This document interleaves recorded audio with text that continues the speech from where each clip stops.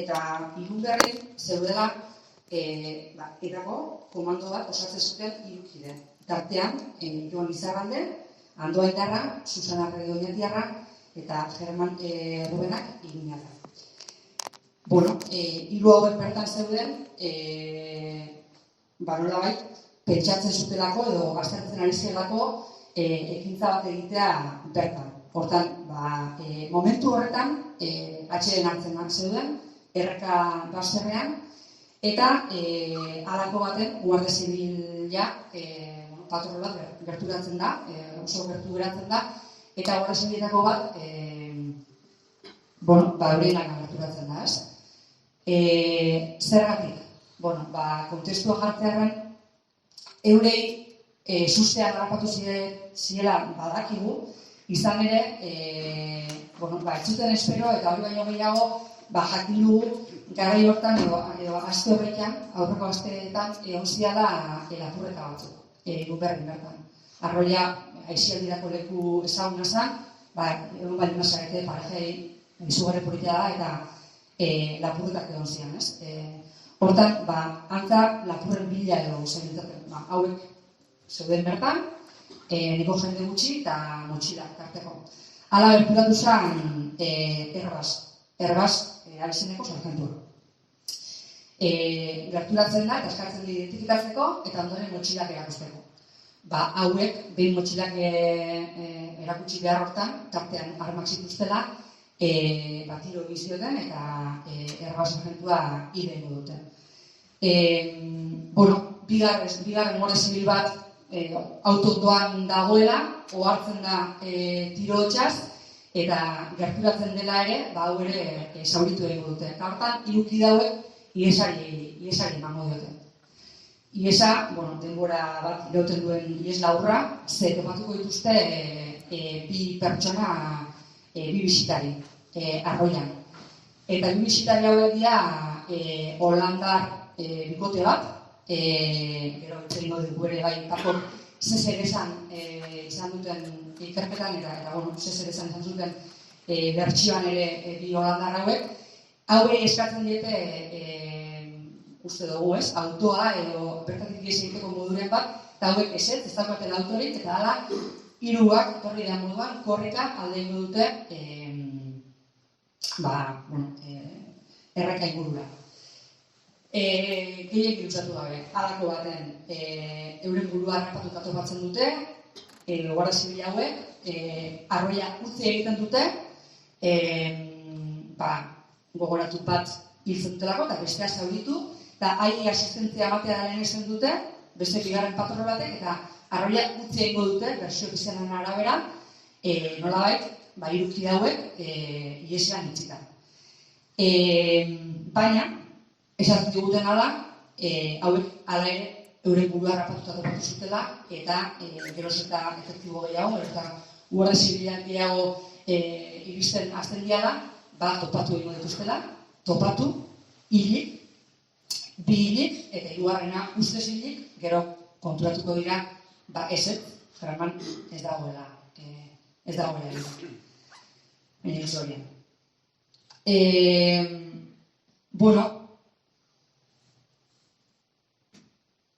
Hola ez, hilik topatzea dituztela esaten da, gainera Corcuera ministroak esango du suizidio hau kolektiboa izan zela, hau da, erabaki bat 3en artean hartutakoa, xetasunetan, nola Jonek egiten duen tiro Susanari,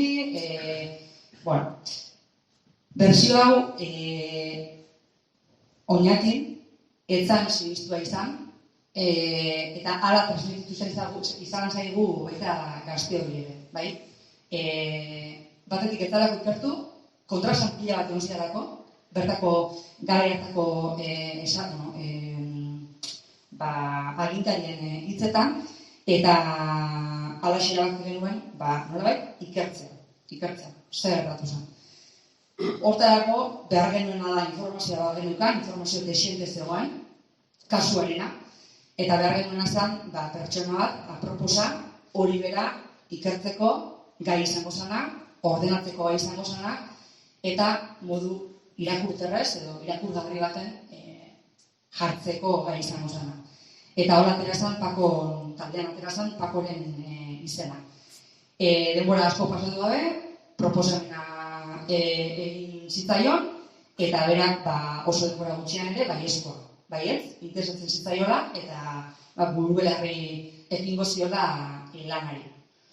Ordutik urte eta piku, pasada, lan mardula da egindakoa, eta gu emaitzarekin oso gustora eta eskertuta halako lan baten kargua artisanagatik, Pakorekin.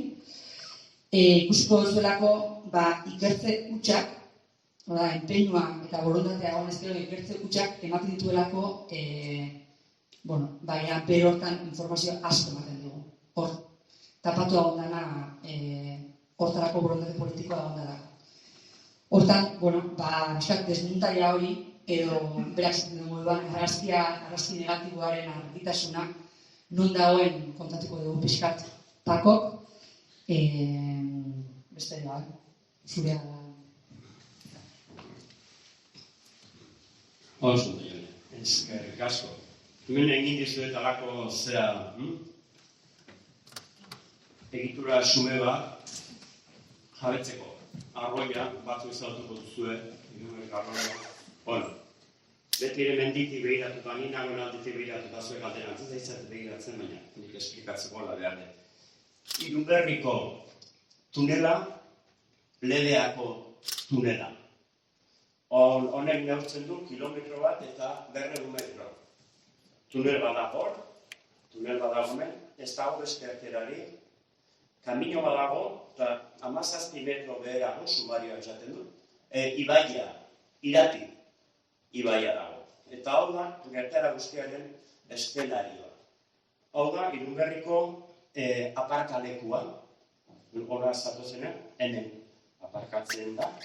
Eta hain zuzen, komandone, militante hauek, bezperan izan zuten beraien laguntzainen zita, bila etorriko zirenak, eta zita egin zuten astearterako.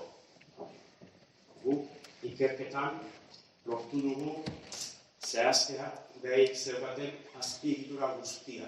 Hau zen, hiru lagunek osatutako Nafarroa komandua, eta 9 laguntzaile zeuzkaten, 9 kolaboratzaile Nafarroako herri askotan. Arreitan, Tafaian, Iruñan, Lekunberri, Areson, kolaboratzaile horiek elkar ez zuten ezagutzen. Bakoitzak zegoen, harreman personala, komandokoekin, eta beste ez zuten elkarren berririk. Hain zuten ere, kurioso izan, Iruñan aurkeztu dugunean liburua, duela 10 egun, haietako 2 kolaboratzaileek Iruñan ezagutu dute alkar, fizikoki. Areatan zekite. Nik adibidez galdetzen Tafaiakoari, Koldo Graziari galdetzen jozu, pasenekin egun hartan non zeuden, komandokoa eta ez hartitzekin non zeuden. Soilik, Lekunberrikoek zekiten hemen zeudela. Eta gero garrantza izango du beste datu bat ere bai. Hainbat plan zeuzkaten eginak, etorkizunean, ekintzak egiteko eta bat, eta horietako batzuko garrantzitsuen abitzat, soilik Lekunberrikoekin zituzten hitzartuak. Eta hori izan da ere baita froga bat, gero esplikatuko izuet, horiek agertu guarrea, ziriak agertu zuen, informazio hori guztia zertatzeko. Hori soilik 5 personak egiterako. Lekunberriko 2 laguntzaile horiek, Goldaraz eta Zubieta, liburuen daude, kondena bete dutelako gai hori buruz, eta komandoko 3.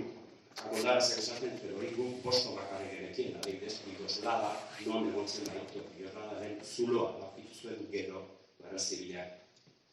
Eta Goldaraz esaten du, hori 5 bakarrik gerekin. Eta Zubietaetanik gau hartan, bertan ies egin genuen, eta ez gintuzten harakatu, ez gintuzten galdekatu, handik 2 urtera atxilotuko zituzten. Horren, nondik atera zuten, da galdera. Bueno,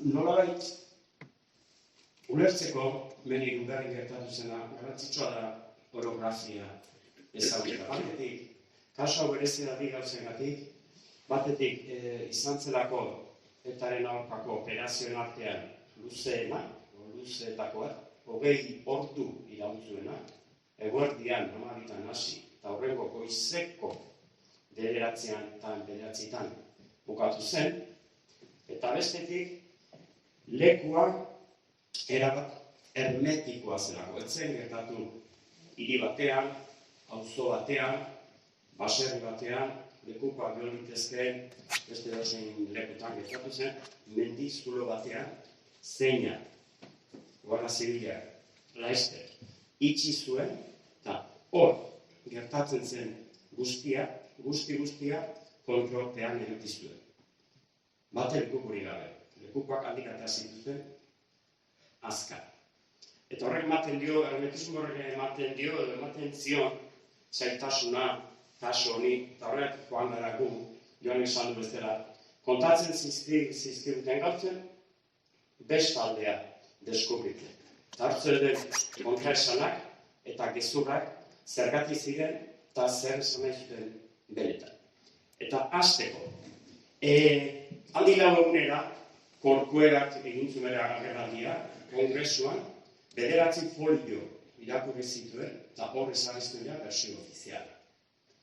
Eta nik eduki nuen dokumentua hori izan zen. 9 folio horiek, aztertzen, hasi nintzen eta hasi ginen, denok aurra kolektibo bat izan da, eta gero, konparatzen genuen Korkuerak esan zuena, eta sumarioan zetorren informazioekin. Eta bere ala hasi ziren agertzen kongresanak. Hasteko harrigarria egin zitzaigun ministroa esaten zuena, eta bere esaten du, tiroketa bat egon da. Tiroketa hemen izan zen, nola esku zeigarriko dut. Irunberri ledea.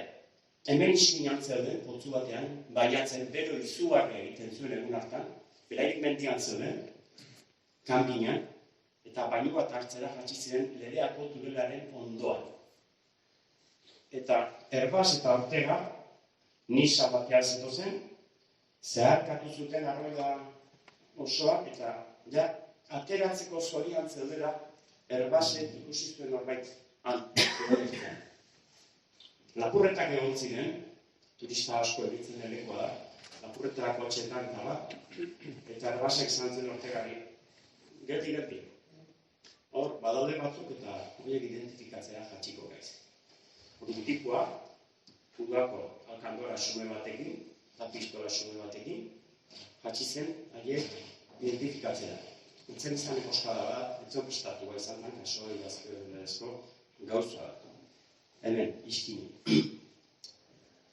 Eta, Erbas, haien hitz egiten zegoela, beste nisan bat etorri zen, eta zetorren Piris, eroea, arroiako eroea, zan dezagun, Piris zen jatea, eta gero ondoan Rivero, beste agente bat.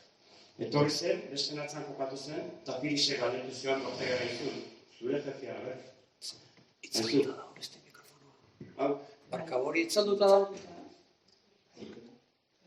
Bai. Egun esan zion, zure jefea nondan. Begian dago, gazte batzuk identifikatzen. Bueno, saiozu bago aztela. Eta, abisatzera joan zen Ortega, txistua jomen zuen, eta tiroak izan dituzte. Tiroak. Eta ikusi zuten, beren sartentua Erbas, zerrandu zegoela, eta hiru gazte ihes egiten. Orduan, tiroketa bat sortu zen. Korkuerak esaten duen lehen gauza, harrigarria, eta sinestezina, da, Piris, Ipur Masailean, zauritu zutelako, eta egia da, bala bat zegoen Ipur Masailean, baina azaletik oso gertu, etzen larria, zauritu zuten baina, etzen inondik ere larria. Korkuerak esaten ez nola Piris, zauritu azio, kotxean sartu, eta guarzileak, hirurak, ateazien aproiatik eta zangotzara joan ziren, gure eramatean. Eta, libre, ez zuten arroia utxikin geratu zen ondu erdiz, eta iesi joan ziren militanteak, helikoptero bat etorri zen, Iruñean Elena Infanta zegoelako, laiztera, minutan helikoptero bat ez ziren bueltaka, eta horren bildotuta eman ziotela tirure inguruan. eta gu ja ez genuen sinesten, ezin ezkoa imposible da, guarazin ezagututa. Gaina bere sargentoa dute. Ez omen ziren jatxi ere egin, sargentoa ikustera bizirik zegoen edo, ez bizirik baldin balego igual salatu zakete. Ez omen ziren jatxi ere egin, eta militanteak hona batoz korrika, eta guarazin dira, ara doa korrika kotxea. Ezin ezkoa da.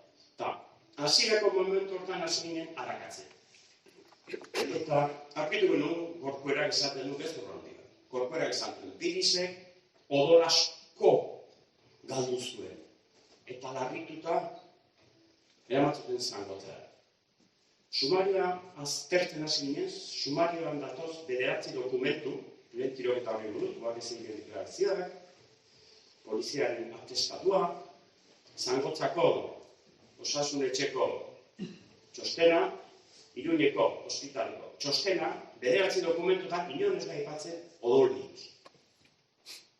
Piris behar ere, zaten du ez, zauritu minuten eta Zangotzara joan ginen. Ziztu izan, behar ez da aipatzen odolik. Eta Iruñeko ospitalak ere, bere mediku txostenean, ez du aipatzen gizon honek odol asko galdutu, asko balduta dator, paziente hau, zauritu hau. Eta gero bukeran esaten du, ebakuntza egin diogu, ebakuntzak ordu bete iran du, bala atera diogu, zauriak garbitu dugu, eta listo, plantan dago gizona. Ez dago ubin edo uzin ere, plantan dago, eta laizzer sendatu, amigiru lagunera, ja, sendatu eta dago da gizona. Odola, Pirisena, ez da existitzen. Zaurietzelako larria. Eta gero, hori, Piris, berak ere, kontraesan hori sakonduko du. Handik, 24 urtera, Iruñako kazetari bate, Gokusio kazetari bate, Javier Marrodanek, liburu bat atera zuen, Historia del Terrorismo en Navarra, eta Pirisik elkarrizketa egin zion. Eta gero 24 urte pasabide, eta Guardia Zibilari hemen ministroaren esanetan, hain barregarri geratu ziren hauek, krimenaren eszenariotik iesi eginez, terroristaiek harrapatu gabe, iesi egiten utzi gabe, informazioarik atea gabe, suiziatu egin zirelako. Guardia Zibilak nahi du adierazi ez dela aintzatu zerua, gauzagotu egiten dituela. Eta elkarrizketa hartan handik 24 urtera, Pirisek epaiari esanazio, lehen deklarazioan, instrukzio epaiari, esanazionik ez nuen tiro eginez, zabituan egon eta bi aldiz dator sumarioan. Pirisek ez zuen tiro egin. El declarante afirma que no llegó a disparar. Eta Marrodanek, 24 urtera galdetzen dionean, usted llegó a disparar, señor Piris? Bere erantzuna, sí. Eta horra etortzen du, teníamos armas largas en el coche, metralletas, fusilak en el kotxean, eta tiro egin, llegatu eta tiro. ¿Y cómo fue eso? Bueno, allí no es como en una academia de tiro, allí te disparan, tú disparas, haz lo que puedes, te escondes, no sé cuánto, ¿no? Por un tiro egin zuen Pirisek, eta tiro asko egin zituen. Eta hori berak aitortzen du liburuan. Eta bere zaurian esaten du, sentí como el golpe de un palo en el culo. Esaten du, bla. Eta arma luzen kontu alegia, tiroka eraso zietela, eta ez zutela ihes egin. Hau, kontatzen du baita ere, holandesa badagoen emakumeak oso garrantzitsua, Maria Nusken deitzen da, kazetaria da, Holandan oso ospetsua, telebistan eta asko agertzen da. Eta emakume hau bere parejakin, kasualidade Sánchez zegoen, Maria Nusken hemen zegoen, poligrafoak jarri doan lekuan, bere parejakin, kazetariak ziren eta egazkeiak gazkiak ateatzen ari ziren. Eta Maria Nuskenek, garaietan egin zuen deklarazioa, nahiko deklarazioa osoa, kontraesan ez detera eta bar, korkoerak 13 aldiz aipatu zuen izena kongresuan. Eta Maria Nuskenek liburuan, ja beste bersioak idatzi duela 4 urteko liburua da, Nederlanderaz idatzita dago. Kasu poliziak asko kontatzen ditu, eta horietako bat, Irunberriko bere esperientzia da. Eta liburua oso garrantzitsua da, froga bat, hor dagoelako, edo 2 edo 3 froga, Holandan atera zen, hemen ez zuen inork ezagutzen, oain ezagutu dugu, Euskal Herrian ez zuen inork ezagutzen, bere bersio hau. Eta liburuan txaten du, behar emetzelela, entzun zituztela tiro hotxak, hemen, eta oiniz eta bizirela ona, herri ingurura edo ager zer gertatzen zen, ikustea.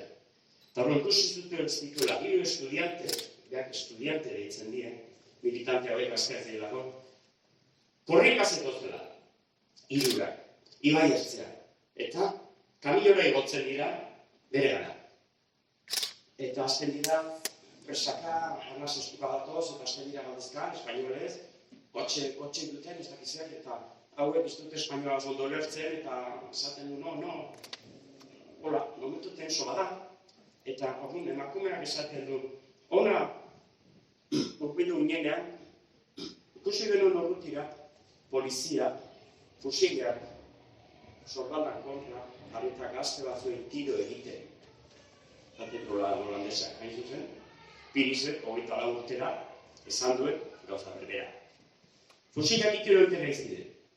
Eta gero gurean etorri ziren, eta gu, no, esan genien, eta orduan Nissan patrola dator, ziztu biztian gure gara.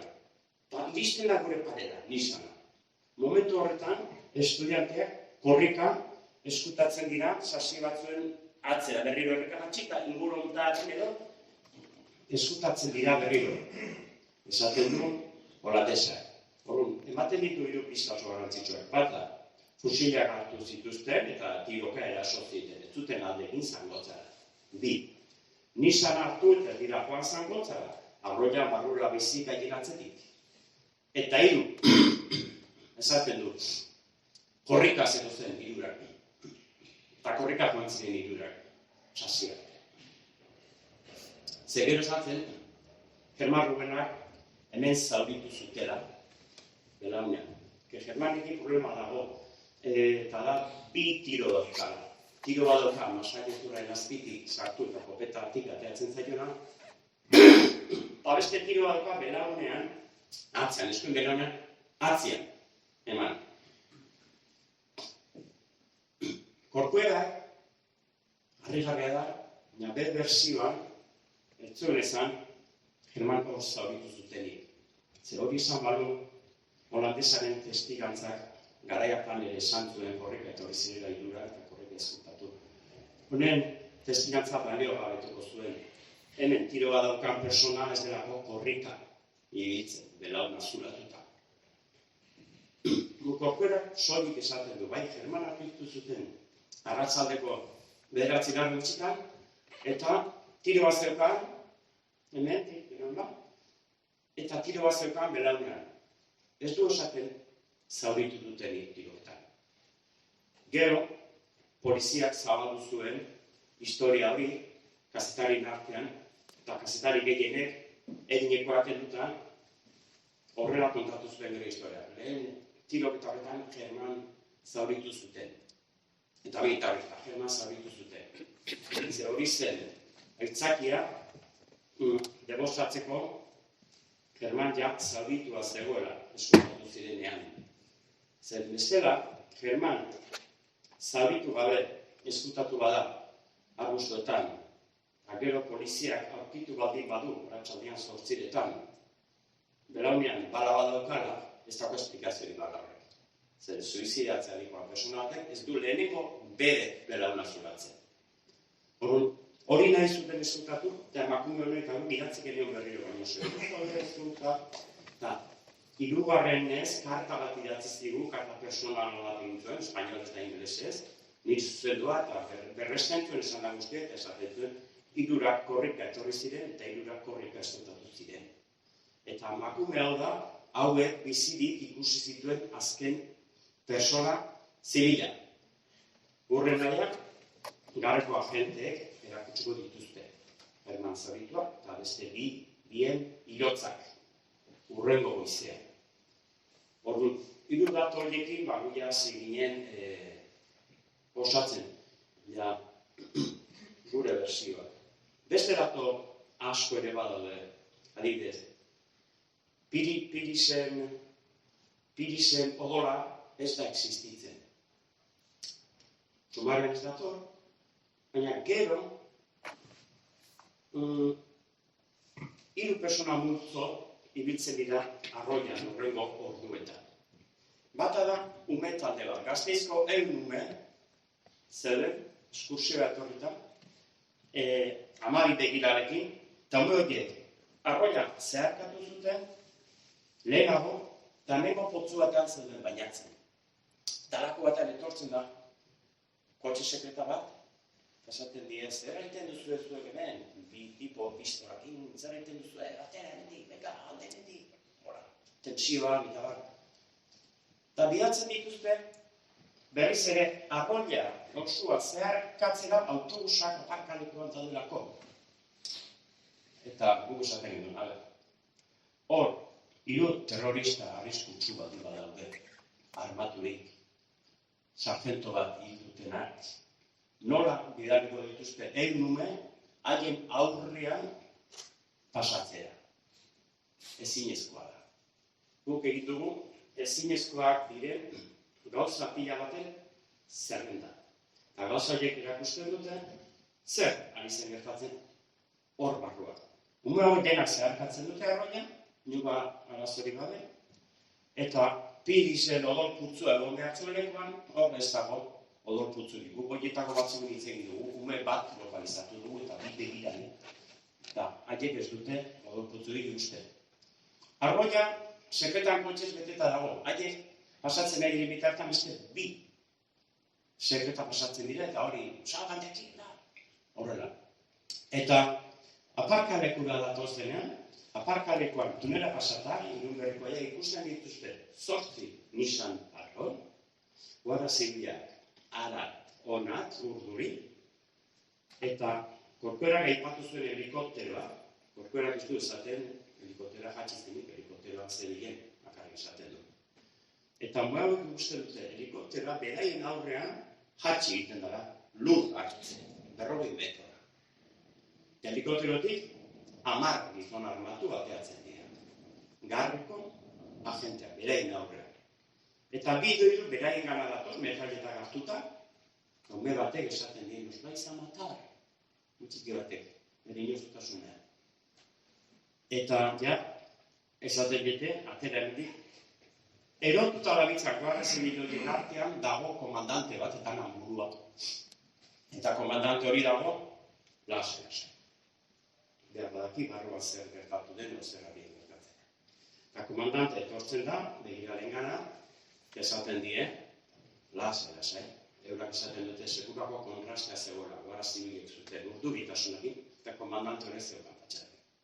Eta esaten die, señores, ha habido un atentado y salgan de aquí, por favor. Guk uste dugu, komandante horrek badakila, barruan zer gertatu den, eta esaldia izan diteke da. Señores, ha habido un atentado, ya hemos detenido a los del comando y salgan de aquí, por favor. Baina bigarren zati hori ez zuen kontatu. Zergatik, ines hartzen gehan, garrekoek zeukaten funtzionatzeko moduan. Garrekoak sortu ziren, kuarteletako Guardia Zibilek eta pixka bat gaizteko, eta zan eliteko ataka Guardia Zibilak zeukana. Irakurritu gauza haiei buruz, kontatzen dute adibidez, 100 pertsona agertzen bat ziren. Azterketan, gabe izateko, igual 40 bakarrik hartzen zituztela, edo 30 bakarrik. Oso selektiboa ziren, gizon honenak hartzen zituzten, eliteko talde bat, eta haien zeregina zen, ekintza azkarrak egitea, urgentziazko ekintzak egitea, arriskoteko gauzak, eta baita ere, autoridadeak zaintzea. Guk uste dugu, Elena Infanta, autoridadea zaintzen helikopteroan zebitzan 10 gizon horiek, garreko gizonik onenetakoak zirela, gero arroiara, etorri direnak. Eta uste dugu, umeak hortik pasarazte dituztenerako, ja, atxilotu dituztera 3 militanteak. Entregatu dira. Ez daukate zer egin, pistola bana bakarri daukate, kargadoreak ahaztu dituzte, bolsa batean, atzean utzute, bolsa batean daude kargadoreak, 3 pistola dituzte, baino jantzian dute. Eta horrean dazkate, bi hasteko, bi Nissan Patrol eta 3 Guardia Zibil merkerietari. Gero, Garrekoa datoz. Aurrean, dauzkate batean, 10-15 metralleta bere begira, pistola gutxi eta entregatu dira. Eta horra zen daia historiaren bigarren partea. Hemen, umeak pasatzen direnean, uste du, hemen dagoelako haiz bat horra egiten duena, haiztulo formak, uste du hor dauzkatela, momentuan, eta gero ja, despekatzen denean, arroia, umeak atera dituztenean, holandarrak atera dituztenean, orduan ja, ziurrenik, ziurrenik ez seguru handik atera egin dituztela. Momentu hortatik aurrera harrapatu dituzte eta ja ez daude arroian atera dituzte. Hori markatu ze ordutan dugu txobra bera. Osea, esan dugu, 20 ordu, piskat, kronologia piskat, bale. Eguerreko amadikan asatzen. Bale. Eguerreko amadik eta larpenean harrapatu dituzte. Ados. Lekuko babadako esaten duna, hemen autobusa ordu batean ikusi nuen ateratzen. Bai. Eguerriak daude, bai. Orduan, atera dituzte, helikoptero horretan, ziur aspira maituzten zuen araitzea, edo auto batean, hortik kanpo. Ze, epaia dator, berehala datoz, ordu batean edo ja datoz medikua, praktikantea, epaia, ambulantzia, apaiz bat, dakarte, zangotzatik erizaina, Kriston taldea sartzen da eta talde horrek ere, gauza berbera egiten du. Irunberdik sartu, arroia pasa, eta erbazita dago lekuratu. Berriz arroia osoa pasatu. Zuen zatezu, bueno, hemen baldin badaude. 3 terroristak eskutsu, segizio, erbazena datorna, hemendik sartuko da eta iskin hortan hau polizia babestuko du. Hori ingot, esango du, horra espazaz, hor daude, ies egin ditute eta horra eskuta doan bai. Logika. Baina pasarazten dituzte berriz ere arroia osua zeharkatuz, eta guk esaten dugu hor, ez da terroristak eskutsurik. Ez dira suizidatu, ze tiro hortzik ez duen entzun nio. Tiro hortzan zerrendan egin dugu, sumarian datozen tiro hortzak. Hasieran daude tiroak, gero tiro bandu bateo, nubete badu, eta gero, inuntze arte, German, haukitzen duten arte, tiro gehiago dago. Inork ez duen entzun tiro hori. Praktikante, epaien, mediku, horien testigantzetan, inork ez du esaten tiroak entzun ditu. Entzun behar zituzten 5 tiro. 5 tiro dauzkatelako gazte horiek. Germanek bidauzka, neskak ere bidauzka, buruan, bat 30 zentimetrora emana eta besteak ere ez duela emana. Eta Joli Zaraldeek, kopetan dauka tiro bat, 5 tiro guztien artean. Inork ez du entzun tirorik. Eta hori gutxi ez bada, gero, kazetari mordua dago hemen kanpoan, agitako batzuk ireitzen genuen. Eta arratsaldean 7 galdera edo, kazetari hori denak, Guardia Zibilean auto batean, berriz ere, arroia osua zeharkatuz, eramaten dituzte, erbaz erorien lekura. Eta kontatzen diete, hemen, zara, hemen hildute, sartentua, pixka kontatzen diete, zer gertatu den. Eta ez dut esaten, eta hemen, Piris hemen zauritu dute eta begira zeodon putzua geratu den. Ez da odol putzurik. Hori da, gero, Korkuerak asmatu duen historia, baina denboran ezin da atzera egin. Eta gertatu diren gauzak ezin dira aldatu. Guardia Zibilen testigantzak ere bi egun lehenagokoak dira. Eta ez dute aipatu dut. Ezin da aldatu, ezin da falsifikatu. Hori.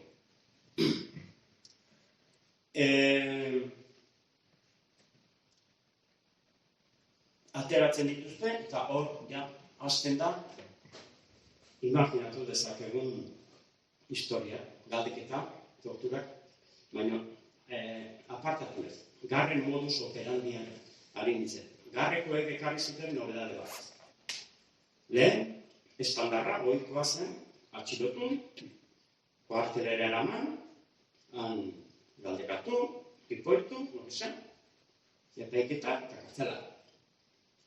Garrekoak hasten dira, eta beraiek, beraita batek argitaratu du liburu bat, justu gu ikerketa egiten ari ginenean, garren alabantzan, liburu bat aztertu dugu, eta kontatzen dute bai, gu hasi ginen, galdeketak atxiloketaren lekuan bertan egiten, denbora irabazteko. Zertako? komando bat atxilotzen zutenean, berriro segitu beste komando bat sortzen zelako. Edo bi, edo hiru. Orduan, nahi zuten komandaren azpiegitura guztia sortzitu. 9 edo 7 laguntzaile horiek danak harrapatu ekitaldi batean. Hortako behar zuten informazioa lehen eduki. Aurrea hartu albistea izan. Albistea zabaltzen bazen, bai, atxilotu dituzte harakotarako. Segitu laguntzaile belarrita egizten zen, alpera egiten zuten, eta bazen iparraldeak horreka. Hori evitatzeko, eurak etortzen dute, lekuan bertan, galdeketak egiten hasi dut. Eta hiru berri, hori gertatu zuen lekoa zerbaten zoragarria, hori edo, ni kanpo. Eta nahi zuten, sare osoa desegin. Eta lehen kolaboratzaile guztien izenak. Telefonak eta elbideak lortu. Lortu zituzten, baina berandu. Denek alde dituten, iluntzan 11etan, ja irratiak hasi ziren esaten, bai, atxilotu bat dago, zauritu bat aurkitu dute, hiru berrin, Germán Rubenak deitzen da. Hori itzutenean, gauertirako dargatxik kanpo zeuden, iparraldera bidea, bagoitzak galtzen bezala. Iesi dituten da. Denbora pasatzen, handik 25 bat egunera edo, klarazien geldik egontzen, eskandalo handia sortu zuelako, kontuak, eta nola esan zuten suiziatu nintzirela, teorian ez zuten informaziorik atera. Horren ezin zuten hasi kontrolatuak zezbate laguntzaile horien guztien etxeak miatzen eta itxoen zuten, pixka bat gauza baretu artea, astu artea, 25 egun, etxearik iratuz. Eta 9 laguntzailetatik bakarra konfiatu zen, noretzen ze pasatzen, uste bat, bi aste, konfiatu nintzen, karreitakoa, Tasio, hilda dago, eta itzuli nintzen, karreitara, etxera.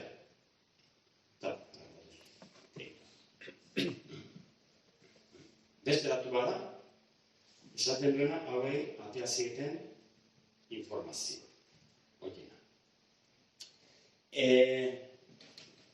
Galdeketa eta hori dena, hor datu bat atera dugu, oso zirraragarria bizitzaiguna eta garrantzitsua dena, Somalian dator, Germani ospitalean egin zizkioten galdeketak. Beraz hor ezizeuen, baina ala ere galdeketak egiten jarraitu zuten, 4 galdeketak egin zizkioten. Lehenengo 3 eta oroitzen behar, 4 bai. Eta horietako batean, lehen edo bigarren galdeketan edo, esan behar da, Germán Rubenajek gaur egun amnesia dukala, amnesia peritraumatikoak eratu zaio, bere tiro horren ondorioz, eta ez da zertaz oroitzen orzen gertatu zen. Soilik oroitzen du, tiroketa izan zara, korrika abiatu ziela, eta hor baten zaio memoria. Ez du oroitzen holandesa batekin hitz egiten egon zirenik ere. Baina, zerbait, bere amnesia horren barruan zerbait, zerbait argi bat, Somalian, momentu batean esaten du, neska ez da hiltzen. Eta zer galdetzen dioten. Ez dio galderai koherentzia zelantzuten. Momentu batean esaten du, neska ez da hiltzen. Eta guk uste dugu, nolabait bere memorian geratu zela, irudi hori, alegia, bere guk uste dugu, berari belaunean antzotela lehen tiroa, besteak kopiltzen joateko, eta ikus ezaten gu serio, hau serio dijoa, gu serio goaz. Gero uste dugu, neskari eman zutela tiroa, besteak impresionatzeko, tiro eman zioten, 30 zentimetrola, atosian dago, ez da hiltzen, geratuko zen, hola, eta bigarren bat ematen diote errematea. Eitzen.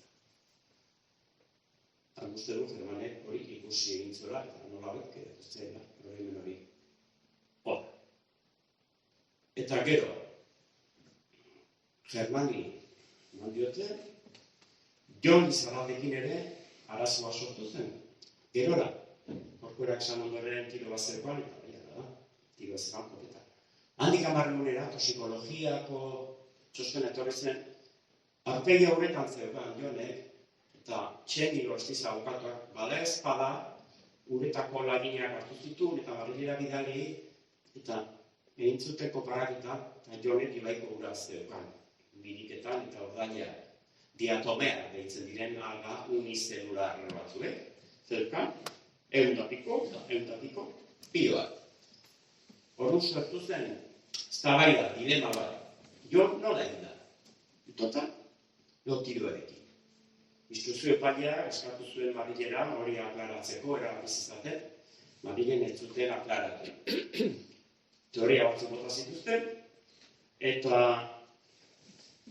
arrakasta izan zuen teoria, gero, egunkari guztiek egin salbu errepikatu zutena, izan zen, bai, posible da tiroa hartu buruan, uretara erori, eta nire azken arnasa atzerakoan, itzorian dagoelarik, bizpailu arnasaldi egin zituen eta hor hartu zuen dura. Hori izan zuen Madrilgo Toxikologia Institutuak. Eta ontzat eman zuten, gara hartako kazetari gehienek.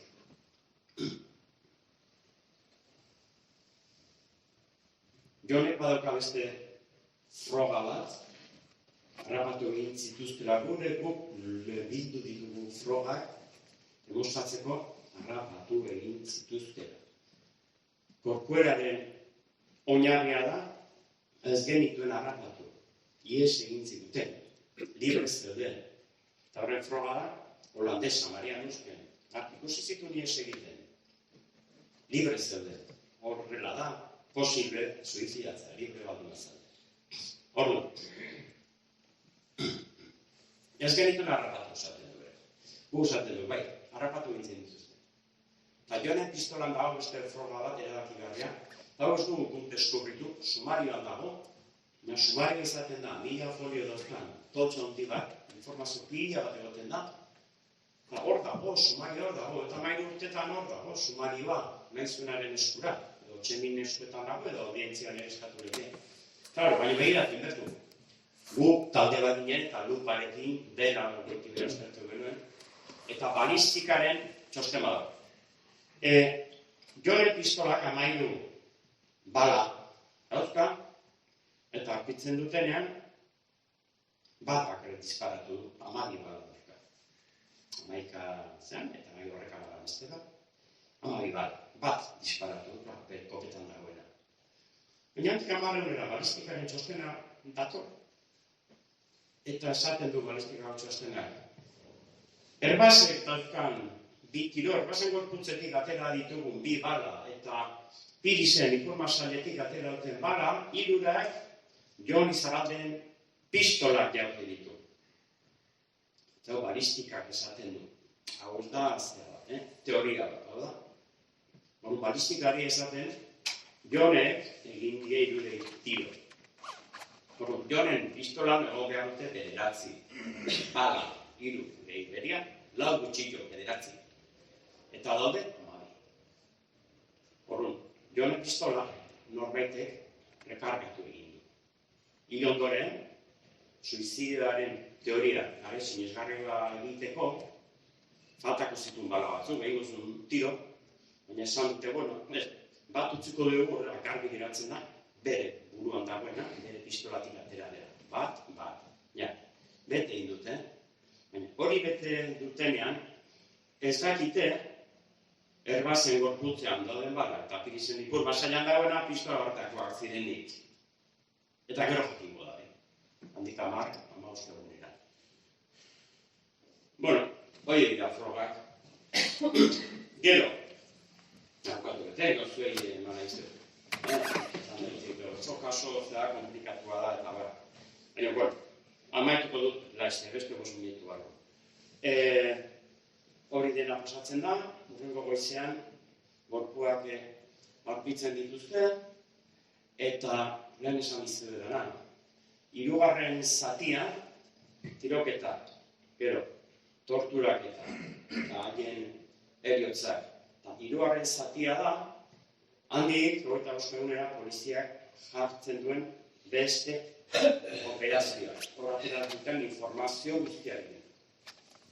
Prensa publikatzen dute, esanez, informazio atxilotuen etxeetan aurkitu dugu, miatu dugu etxeetan aurkitu dugu, Eta hori gezurra da. Ez zegoen papelik, operazio horien berri, ematen zuenik. Ies egin duten kolaboratzaileetako batek, riñonera batean, eraman du dokumentazio guztia, paraldera, eta zuzendaritzan entregatu du, eta erregin dute. Poliziak izaten du, papeletan da. Zer aurkitu dute?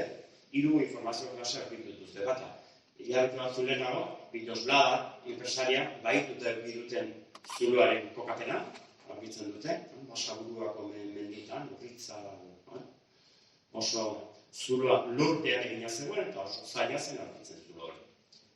Hori aurkitu dute. Gero, 9 kolaboratzaileen izenak, telefonoak egiteak, 2, eta 3 egiteko zituzten ekintzak. Ekintzak artean, nabarmenenak ziren 2. Bata, Roldan, Guardia Zibilaren zuzendaria zen, garaiatan, Roldan hiltzeko asmoa, ekintza bat bere horka, San Ferminetan bertan, handik egin gutxira, zezen plazan, rifle batekin, tiro egin zioten Roldani. Eta bigarrena, orduan, Lizarango autobia, deitzen zenak egiten ari ziren, kontrako protesta handia zegoen, eta ere mehatxatua zuen, eta obratan, Lekunberri inguruko obratan, Guardia Zibilaren helikopteroa egintzen zen, langileak zaintzen, hautazkak egon zirako, eta hori asmoa zuten misil bat, eskatu baten misil bat, San Zazpi, eta misil horrekin helikopteroa eraisteko asmoa. Horiek, Goldaraz eta Zubietak, lehen epatu izkiztu ez Lekunberriko horiek, izan zerten bai, ekintza horiek guk egin behar genituen, gurekin, egin behar zituzten, ekintza horiek planeatu genezkan, hitzeginak genezkan, baina ez genezkan papelean idatziak, horiek ez zeuden papel batean idatziak. Eta hori gu bostok bakariz egiten, inkluso beste laguntzaile geretz egiten ezer. Hortaz, guk ies egin genuen, gu ez gintuzten galderak.